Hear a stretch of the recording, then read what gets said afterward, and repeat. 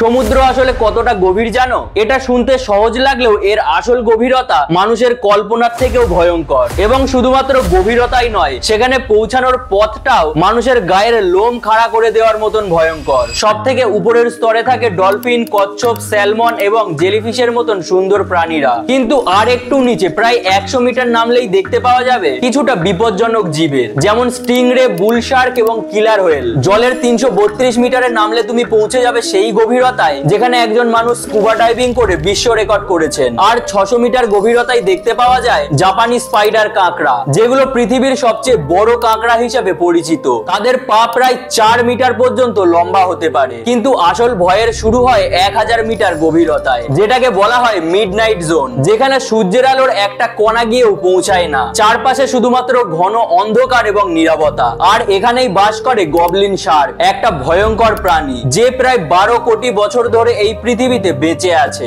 ভিডিওটা ভালো লাগলে লাইক করে সাবস্ক্রাইব করে দিও।